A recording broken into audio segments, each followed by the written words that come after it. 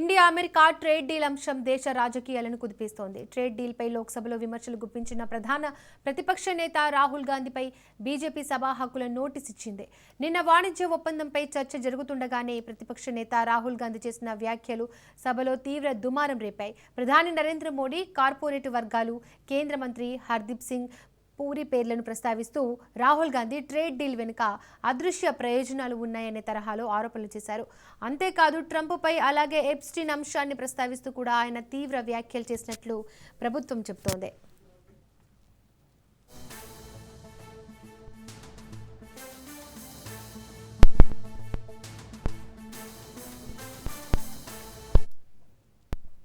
రాహుల్ గాంధీ ఆరోపణల సారాంశం ఏమిటంటే ఇండియా యుఎస్ ట్రేడ్ డీల్ దేశ ప్రయోజనాల కోసం కాకుండా కొందరి లాభాల కోసం రూపుదిద్దుకుంటోందని, అసలు షరతులు పార్లమెంటు ముందు పూర్తిగా పెట్టకుండా ప్రభుత్వం సమాచారాన్ని దాచిపెడుతోందని, డీల్ వల్ల ఎవరికి లాభం ఎవరికి నష్టం అనే అంశాలపై పారదర్శకత లేదని ఆయన విమర్శించారు.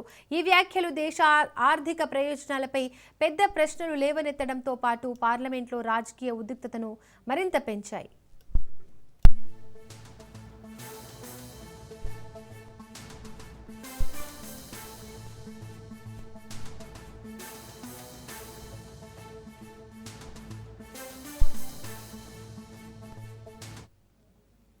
ఇక ప్రభుత్వం ప్రతిగా రాహుల్ గాంధీపై సభా హక్కుల ఉల్లంఘన నోటీస్ ఇచ్చింది.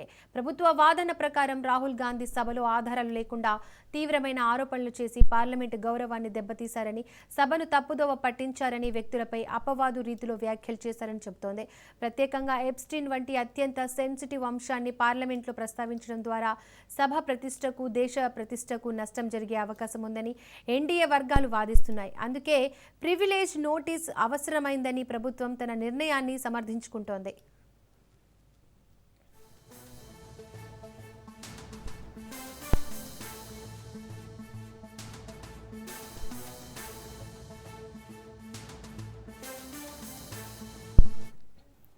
మరోవైపు కాంగ్రెస్, ఇండియా కూటమి మాత్రం ఇది సభ గౌరవం పేరుతో ప్రతిపక్షాన్ని అణిచే ప్రయత్నమని, ట్రేడ్ డీల్పై అసలు ప్రశ్నలను సమాధానం ఇవ్వకుండా ప్రభుత్వం డైవర్షన్ రాజకీయాలకు దిగిందని ఆరోపిస్తోంది. డీల్ డాక్యుమెంట్లు బయట పెట్టండి, పార్లమెంట్లో పూర్తి చర్చకు అవకాశం ఇవ్వండి అని ప్రతిపక్షం డిమాండ్ చేస్తోంది. ఈ నేపథ్యంలో ఇప్పుడు దేశం ముందు ఉన్న అసలు ప్రశ్న ఇండియా యుఎస్ ట్రేడ్ డీల్లో నిజంగా ఏముంది? ఇది దేశానికి లాభమా, లేక ఎవరో కొందరి ప్రయోజనాల కోసం జరిగే ఒప్పందమా? అలాగే ప్రతిపక్షం ప్రశ్న అడిగితే ప్రివిలేజ్ నోటీస్ ఇస్తారా, లేక సభ గౌరవాన్ని కాపాడడానికే ఈ చర్య అని ప్రతిపక్షం అంటోంది. రైట్, ఇక ఇదే అంశానికి సంబంధించి మరింత సమాచారాన్ని మా బ్యూరో చీఫ్ రాజిరెడ్డి అందిస్తారు. రాజిరెడ్డి, మొత్తం చూసుకున్నట్టయితే పార్లమెంట్లో దుమారం రాజుకుందని చెప్పుకోవచ్చు. ప్రతిపక్ష నాయకుడు ఉన్నటువంటి రాహుల్ గాంధీ ట్రేడ్ డీల్స్ విషయంలో పెద్ద ఎత్తున ఆరోపణలు చేయడం, అవన్నీ కూడా అసత్య ఆరోపణలని అధికార పార్టీకి సంబంధించినటువంటి బీజేపీ ఎంపీలు చెప్పడం, ఈ యొక్క నేపథ్యంలో రాహుల్ గాంధీ ఎలాంటి ఆధారాలు లేకుండా పార్లమెంట్లో ఆరోపణలు చేయడము, ఆధారాలను నిరూపించకపోవడము, ఇదంతా కూడా వ్యక్తిగత ప్రతిష్టను దెబ్బతీయడమే. అంతేకాకుండా ఏకంగా ప్రధానమంత్రి నరేంద్ర మోడీని, అదేవిధంగా కేంద్ర మంత్రులపైన కూడా వ్యక్తిగతంగా ఆరోపణలు చేశాడు.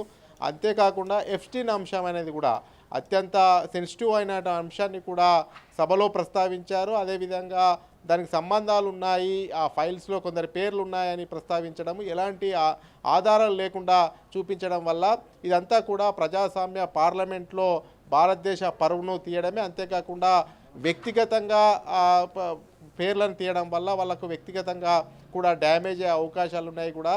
కాబట్టి ఇదంతా కూడా ప్రివిలేజ్ కిందనే వస్తుంది, సభ ఉల్లంఘించాడనే అంశం కిందకే వస్తుంది. కాబట్టి ప్రివిలేజ్ నోటీసులు బీజేపీ నోటీసులు ఇచ్చింది. అందులో భాగంగానే ఏకంగా రాహుల్ గాంధీ సభ్యత్వాన్ని కూడా రద్దు చేయాలనేది కూడా ప్రివిలేజ్ నోటీసులో పేర్కొంది. అతను ఎలాంటి ఆధారాలు లేకుండా ఇష్టానుసారంగా ఏకంగా దేశ ప్రధాని పైన, కేంద్ర మంత్రులపైన ఆరోపణలు చేయడము, అది అంతేకాకుండా ఏకంగా అమెరికాకు భారత్ తలొక్కింది, అదేవిధంగా మోడీని చూస్తే, అదేవిధంగా ట్రంప్ను చూస్తే మోడీ భయపడుతున్నాడు, ఆయన కళ్ళల్లోకి కళ్ళు పెట్టి కూడా చూడలేకపోతున్నాడు, గజగజ వణికిపోతున్నాడు అనేది కూడా, ఇదంతా కూడా భారతదేశ ప్రతిష్టను దిగజార్చే విధంగానే ఆయన కామెంట్స్ ఉన్నాయి. అది ఏకంగా పార్లమెంట్లో ఎలాంటి ఆధారాలు లేకుండా మాట్లాడారు కాబట్టి ఖచ్చితంగా ప్రివిలేజ్ నోటీసులు ఇచ్చాము, అతన్ని సభ్యత్వాన్ని రద్దయ్యే విధంగానే చర్యలు తీసుకోవాలనేది కూడా బీజేపీకి సంబంధించినటువంటి ఎంపీలు డిమాండ్ చేస్తున్నారు. అయితే కాంగ్రెస్ ఒకటే చెప్తా ఉంది, రాహుల్ గాంధీ ఆరోపణలు చేశారు, ట్రేడ్ డీల్ ఏమి కుదుర్చుకున్నారనేది కూడా సభలో పెట్టొచ్చు కదా, పార్లమెంట్లో డిస్కషన్ చేయొచ్చు కదా, ఎలాంటి తప్పు చేయండి, మీరు తప్పు చేయకపోతే పార్లమెంటు వేదికగానే డిస్కషన్కు సిద్ధం కావాలి ప్రభుత్వం. మరి సిద్ధం ఎందుకు అవ్వట్లేదు? రాహుల్ గాంధీ ఆరోపణలను తప్పని ఎందుకు తిప్పికొట్టలేకపోతుంది? ఇదంతా కూడా రాజకీయ కక్ష సాధింపు చర్యలో భాగంగానే బీజేపీ ఈ విధంగా ప్రవర్తిస్తుంది. ముఖ్యంగా చూసుకున్నట్టయితే ప్రభుత్వానికి సంబంధించినటువంటి లూఫోల్స్ను బయటపెట్టినందుకు రాహుల్ గాంధీని కక్షపూరితంగానే ఈ రకంగా ప్రివిలేజ్ నోటీస్ ఇచ్చారనేది కూడా కాంగ్రెస్ చెప్తున్నటువంటి పరిస్థితి. అయితే అధికార బీజేపీ ఎన్డీఏకును అదేవిధంగా ప్రతిపక్ష కాంగ్రెస్కు మాటల తూటాలైతే పార్లమెంట్లో పేలుతున్నటువంటి సందర్భాలు అయితే కనిపిస్తున్నాయి. ముఖ్యంగా చూసుకున్నట్టయితే ట్రేడ్ డీల్స్ అంశాన్నే ఇప్పుడు పార్లమెంట్లో చిచ్చురాజేసిందని చెప్పుకోవచ్చు. అయితే రాహుల్ గాంధీ ఏకంగా ఇక ఇండియాలో బడా పారిశ్రామికవేత్తలకు లాభం కలిగే విధంగానే మోడీ నిర్ణయాలు ఉంటున్నాయి. ముఖ్యంగా వాణిజ్య డీల్స్ పూర్తిగా కార్పొరేట్ వ్యవస్థలకు లోబడే ఒప్పందాలు కుదుర్చుకుంటున్నాడు. అంతేకాకుండా అమెరికా ఒత్తిడికి లోనయ్యే ఇదంతా కూడా మోడీ చేస్తున్నాడు. అసలు ట్రంప్ను చూస్తే మోడీ భయపడుతున్నాడు. అందులో భాగంగానే ఇవన్నీ కూడా ఒప్పందాలు కుదుర్చుకుంటున్నారు. ఎఫ్స్టీన్ అంశాలు కూడా ఇందులో ఉన్నాయి. అంతేకాకుండా బీజేపీకి ఎవరైతే ఫండ్ ఇస్తున్నారో ఆ ఫండ్ ఇచ్చే వాళ్ళ లిస్ట్ అంతా కూడా అమెరికా చేతిలో ఉంది. కాబట్టి ఇదంతా కూడా మోడీ భయపడుతూ దేశాన్నే ట్రంప్కు తాకట్టు పెడుతున్నాడు. భారతదేశ పౌరుల హక్కులను కూడా కాలరాస్తున్నాడు. అంతేకాకుండా రైతులకు ఇబ్బంది కలిగేటువంటి డీల్స్ పైన వాణిజ్య ఒప్పందాలపైన సంతకాలు పెట్టాడు. అంతేకాకుండా దేశానికి సంబంధించినటువంటి 140 కోట్ల డాటా అమెరికాకు అంతా కూడా చేరుతుంది. అంతేకాకుండా ఇంధనంకు సంబంధించి ఇంధనం కూడా అమెరికా ఎక్కడ కొనాలంటే అక్కడనే కొనాలి అనే ఒప్పందాన్ని కుదుర్చుకున్నారు. ఇదంతా కూడా భారతదేశ ప్రయోజనాలను అమెరికాకు తాకట్టు పెడుతున్నాడు. మోడీ భారతదేశ ప్రజల తాకట్టును ట్రంప్కు పెడుతున్నారు అనేది కూడా పార్లమెంట్లో రాహుల్ గాంధీ విమర్శించారు. అయితే బీజేపీ ఒకటి చెప్తా ఉంది, ఇందులో ఎలాంటి ఆధారాలు లేవు, అన్నీ కూడా సత్యదూరంగా ఉన్నటువంటి ఆరోపణలు మాత్రమే చేశాడు. ఈ ముఖ్యంగా ఓవైపు ప్రధానమంత్రి నరేంద్ర మోడీ పేరు తీసుకోవడం, కేంద్ర మంత్రుల పేరు తీసుకోవడం, తద్వారా పూర్తిగా భారతదేశ ప్రజాస్వామ్య వ్యవస్థ పైన నమ్మకం కలగకుండా మాట్లాడము, దేశ ప్రతిష్టను దిగజార్చే విధంగా సాక్షాత్తు పార్లమెంట్లోనే మాట్లాడారు. కాబట్టి ఇదంతా సభ ఉల్లంఘన కిందికే వస్తుంది. ఎవరైనా వ్యక్తుల పేర్లు తీసుకోవాలంటే మొదటగా స్పీకర్కి ఇన్ఫార్మ్ చేయాలి. కానీ ఎక్కడ కూడా స్పీకర్ కార్యాలయం కానీ స్పీకర్ కానీ సమాచారం ఇవ్వకుండా ఇష్టానుసారం ఏకంగా దేశ ప్రధాని పైన, కేంద్ర మంత్రులపైన, అదేవిధంగా ఎవరి ఇష్టానుసారంగా విమర్శలు చేయడం వల్ల ఇదంతా కూడా పరువుకు నష్టం కలుగుతుంది. అదేవిధంగా భారతదేశంలో ఉన్నటువంటి పౌరులకు తప్పుడు సంకేతాలు వెళ్ళే అవకాశం ఉంటుంది. కాబట్టి ఇదంతా కూడా సభ ఉల్లంఘనను ఉల్లంఘించే ఇతను రాహుల్ గాంధీ మాట్లాడాడు. కాబట్టి ఖచ్చితంగా సభ ఉల్లంఘన నోటీసులు ఇవ్వడమే కాకుండా అనర్హత వేటు వేయాలనేది కూడా బీజేపీ డిమాండ్ చేస్తున్నటువంటి పరిస్థితి అయితే కనబడతా ఉంది. రాజిరెడ్డి, ఈ అంశంపై ఇతర ప్రతిపక్ష పార్టీలు రాహుల్ గాంధీకి మద్దతుగా నిలిచాయా?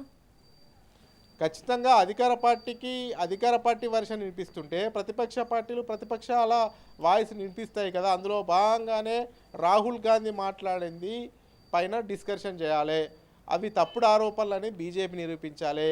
ట్రేడ్ డీల్స్ ఏదైతే వాణిజ్య ఒప్పందాలు కుదుర్చుకున్నారో ఆ డీల్స్ అంతా కూడా పార్లమెంటు వేదికగా బయట పెట్టాలి. తప్పు చేయనప్పుడు ఇదంతా ఎందుకు బీజేపీ ప్రభుత్వం ఎందుకు బయట పెట్టట్లేదు?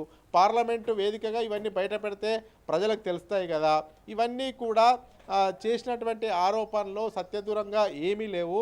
రాహుల్ గాంధీ చేసినటువంటి ఆరోపణలు నిజమే కాబట్టి బీజేపీ భయపడుతుంది, పార్లమెంట్లో డిస్కషన్ చేస్తలేదు, డైవర్షన్ పాలిటిక్స్ చేస్తుంది. అందులో భాగంగానే రాహుల్ గాంధీ ఆరోపణలు పక్కదోవ పట్టించడానికే ఈ రకమైనటువంటి ఎత్తులు బీజేపీ వేస్తుంది అనేది కూడా ప్రతిపక్ష పార్టీలు ఆరోపణలు చేస్తున్నాయి. అంతేకాకుండా రాహుల్ గాంధీకి మద్దతుగా నిలుస్తూ ఉన్నాయి. మరి స్పీకర్ ఎలాంటి నిర్ణయం తీసుకోబోతున్నారు అనేది కూడా మరి కాసేపట్లో ఒక క్లారిటీ వచ్చే అవకాశాలు అయితే కనబడతా ఉన్నాయి. Right Rajireddy, thank you. Rangareddy జిల్లా మహేశ్వరంలో ఉద్రిక్తత తలెత్తింది. శివాజీ విగ్రహం ప్రతిష్టాపన విషయంలో వివాదం చెలరేగింది. అంబేద్కర్ విగ్రహం పక్కనే శివాజీ విగ్రహం ఏర్పాటు చేయడంపై ఎస్సీ సంఘాలు నిరసనకు దిగాయి. విగ్రహ ప్రతిష్టాపనకు పోలీసులు అనుమతి నిరాకరించారు.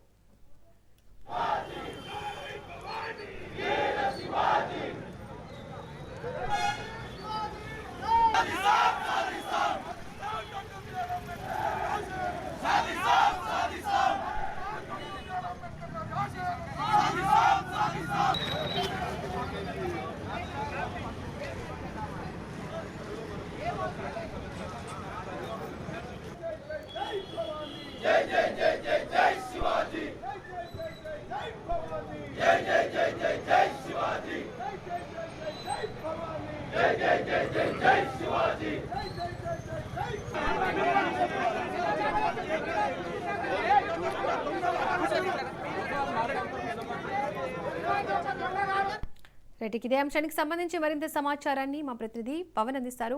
పవన్, అంబేద్కర్ విగ్రహం పక్కనే శివాజీ విగ్రహం ఏర్పాటుకు ఎందుకు ఎస్సీ సంఘాలు నిరసనకు దిగాయి?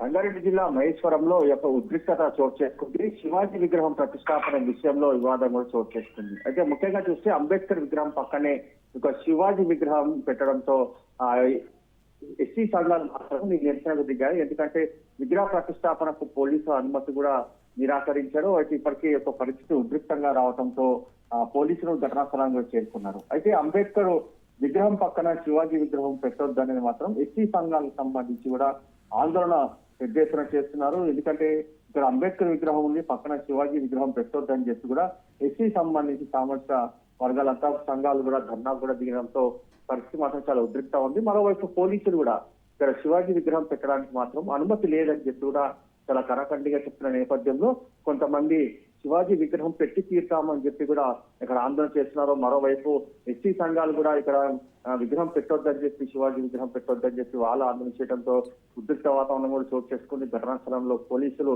దీనికి సంబంధించి అంటే ఉద్రిక్తత మరింత కాకుండా దానికి సంబంధించిన చర్యలు కూడా చేపట్టారు. Right Pawan, thank you.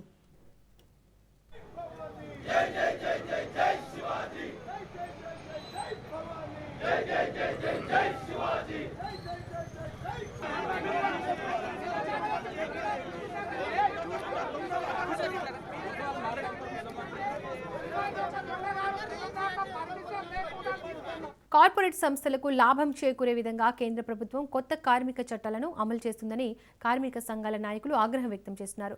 కొత్తగా అమలు చేయబోయే కార్మిక చట్టాలతో కార్మికులు తీవ్ర నష్టం జరుగుతుందని కార్మిక సంఘాలు ఆందోళన వ్యక్తం చేస్తున్నారు.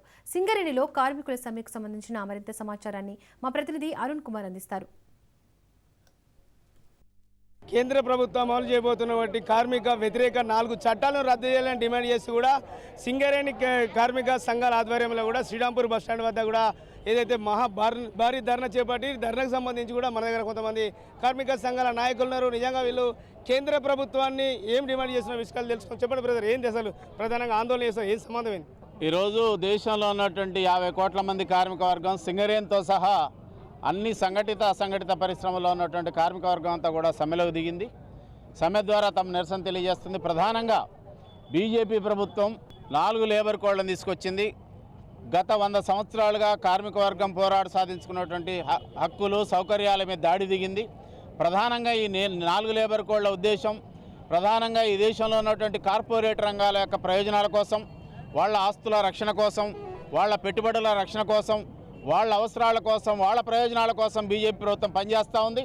అందుకే పార్లమెంట్లో కార్మికులకు ఇప్పటిదాకా ఉన్నటువంటి 44 చట్టాలని 4 లేబర్ కోడ్లుగా మార్చి వాళ్ళ పార్లమెంట్లో ఆమోదించింది. వాటిని ఏప్రిల్ 1 నుంచి అమలు చేయడానికి వాళ్ళ సంసిద్ధమైంది.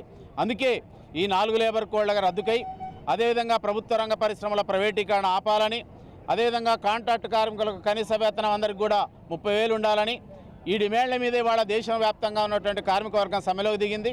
కేంద్ర ప్రభుత్వం ఈ డిమాండ్లని పరిష్కరించకపోతే 4 లేబర్ కోడ్లను రద్దు చేయకపోతే మీరు ఏప్రిల్ నుంచి ఒకవేళ అమలు చేయడానికి పూనుకుంటే దేశంలో ఉన్నటువంటి కార్మిక సంఘాలని కూడా కార్మిక వర్గం అంతా కూడా నిరవధిక సమ్మెలో పోవాల్సి ఉంటుందని ఈ కేంద్ర ప్రభుత్వానికి బీజేపీ ప్రభుత్వానికి మేము హెచ్చరిక చేస్తూ ఉన్నాం.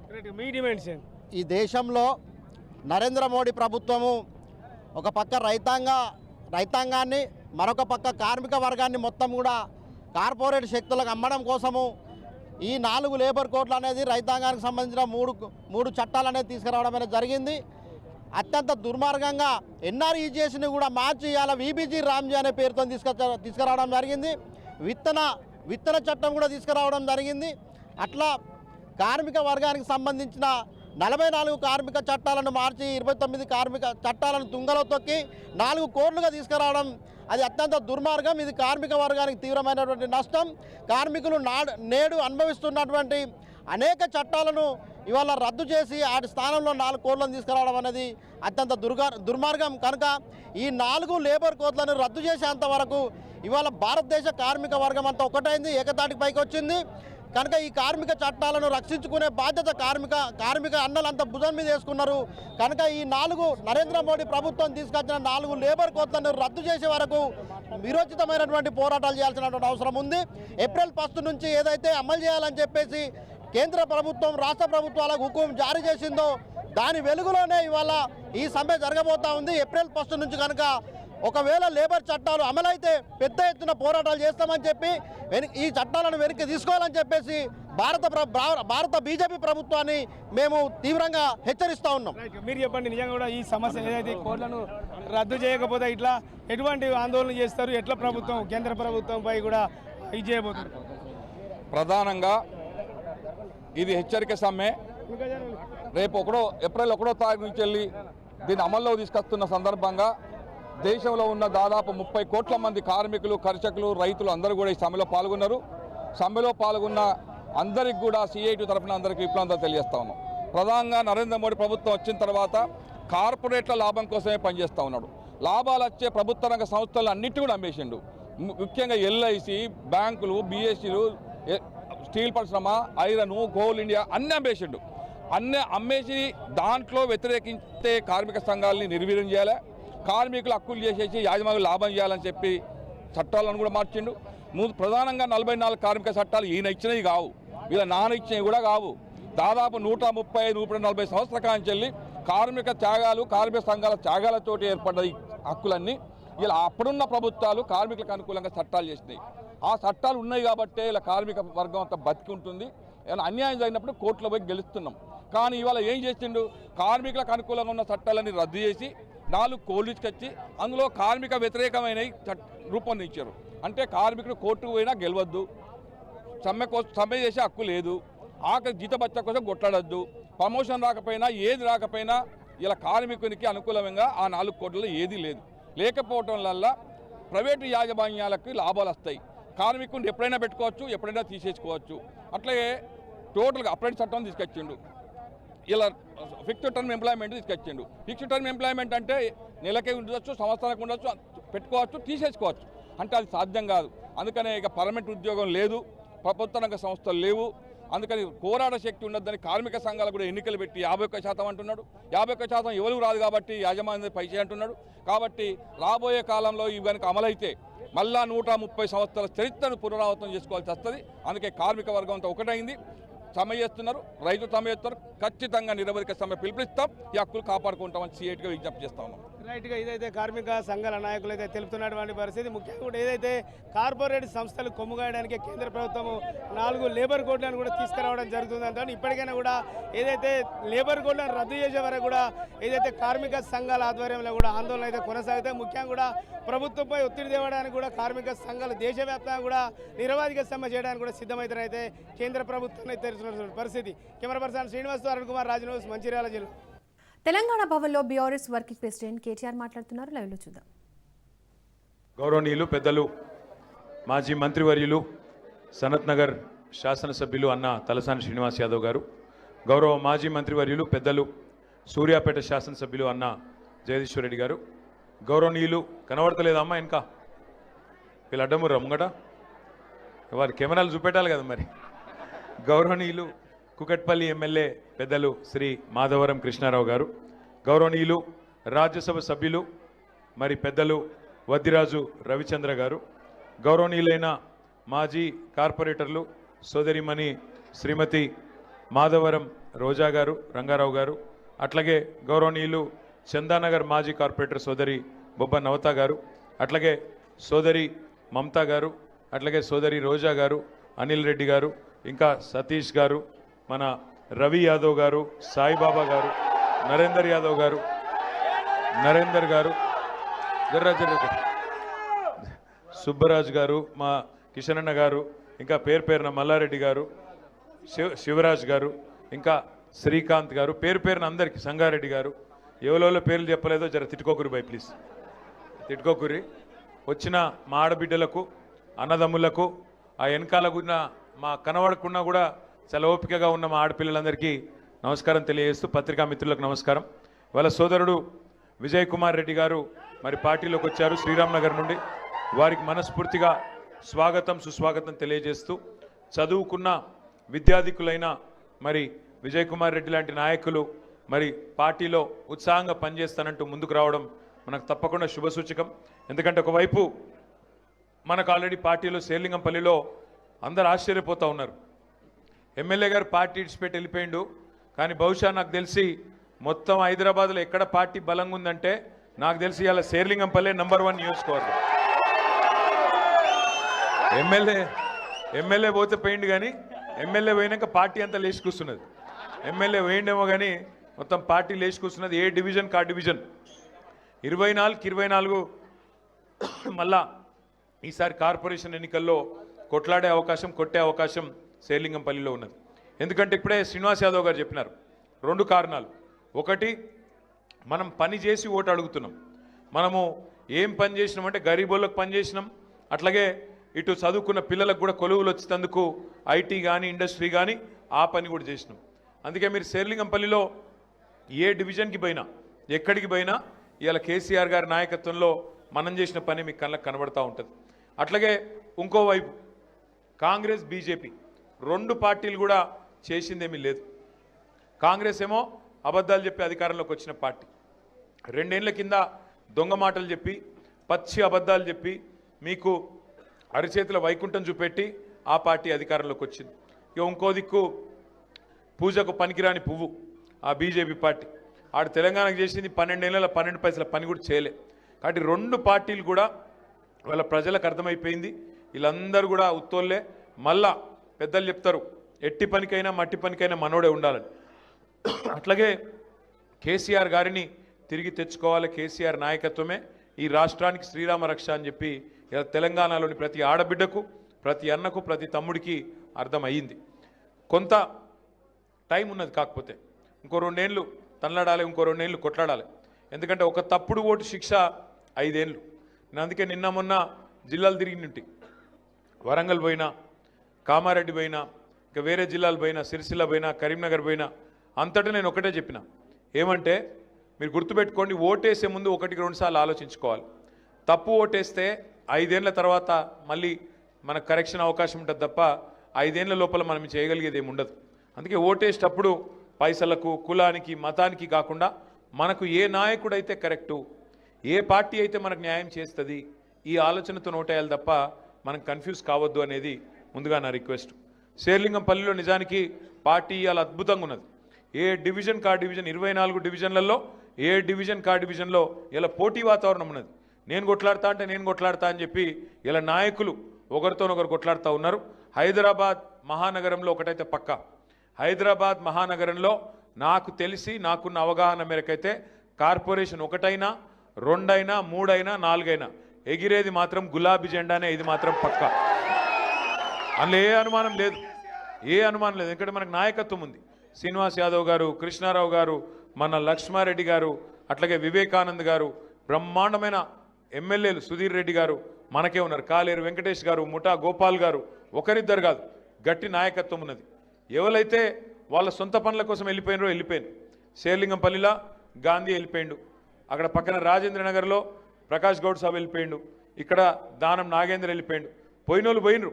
కానీ బంగారం అసొంటి కొత్త నాయకులు మళ్ళీ తిరిగి కేసీఆర్ గారి నాయకత్వంలో హైదరాబాద్ మహానగరంలో పార్టీని నిలబెట్టే నాయకులు వందల మంది ఇవాళ మనకు తోడైనరు.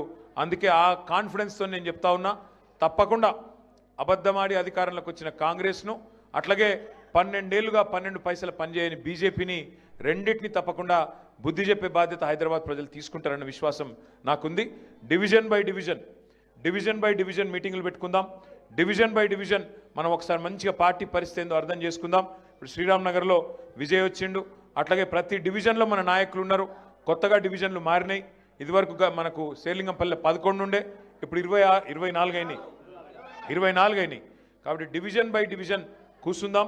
నేను కూడా వస్తా, సీనన్న కూడా వస్తాడు, కృష్ణన్న కూడా వస్తాడు.